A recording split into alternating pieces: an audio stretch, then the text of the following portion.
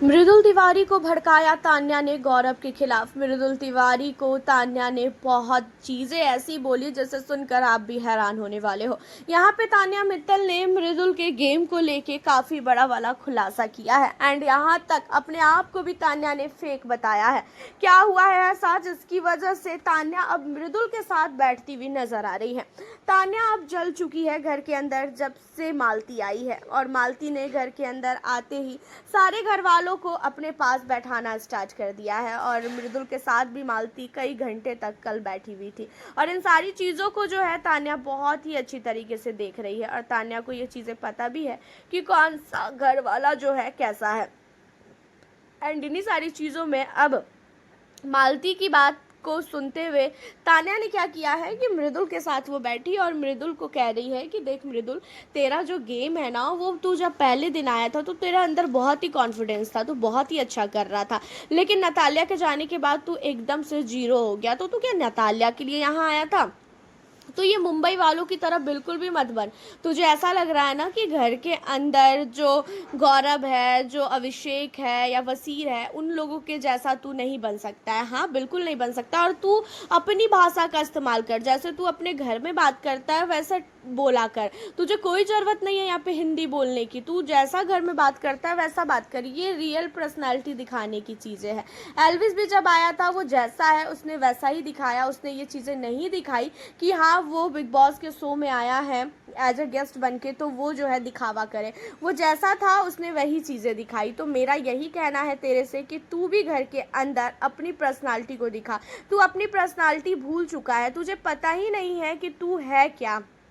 और इन सारी चीज़ों को सुनने के बाद मृदुल कहता है कि मैं करने की तो कोशिश कर रहा हूँ लेकिन पता नहीं मुझसे हो नहीं पा रहा है। जहाँ पे तान्या कहती है कि तेरे से क्यों नहीं हो पा रहा है, तू नॉर्मली सोच ना, तू अपने घर पे है और तेरे दोस्त यार हैं और वो लोग जब लड़ते हैं झगड़ते हैं तो तुझे क्या बोलना चाहिए, उस समय तुझे कौन सा ओपिनियन देना चाहिए। एंड घर के अंदर जब कोई भी मुद्दे होते हैं तो उस पर अपना ओपिनियन दे, उस बीच में तू आ। साथ ही इस घर के अंदर कोई भी रियल नहीं है। मैं अपने आप को भी बोल देती हूँ कि मैं भी घर में रियल नहीं हूँ, मैं भी कहीं ना कहीं बहुत जगह फेक हूँ।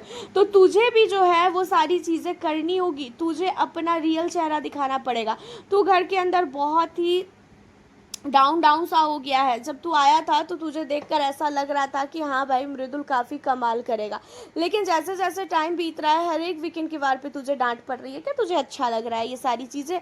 और ग्रुप में रहना तो तू बिल्कुल ही छोड़ दे, ग्रुप के चक्कर में बर्बाद हो जाएगा। वो लोग जो है अपनी फोटेज लेते हैं, वो लोग अपनी बातचीत करते हैं, उन लोगों को पता है कि उन्हें क्या करना है, लेकिन तुझे बिल्कुल भी पता नहीं है और तू जीके के चक्कर में पड़ा हुआ है। तो जीके के साथ तो बिल्कुल भी तू मत रह। जीके के बारे में जो है मैं भी बहुत अच्छी तरीके से जानती हूँ कि जीके कितना बड़ा मास्टरमाइंड है। मैं लोगों को बहुत जल्दी पकड़ लेती हूँ और मुझे लोगों के बारे में बहुत अच्छी तरीके से पता होता है कि आखिरकार ये लोग क्या कर सकते हैं किस समय पे जाके। एंड इन सारी चीज़ों को सुनने के बाद मृदुल तिवारी को ऐसा लगता है कि हाँ भाई मैं अपनी जो पर्सनालिटी है वो नहीं दिखा पा रहा हूँ और मुझे जो है अपनी पर्सनालिटी दिखानी चाहिए। और तान्या आखिरकार मृदुल के पास क्यों बैठी?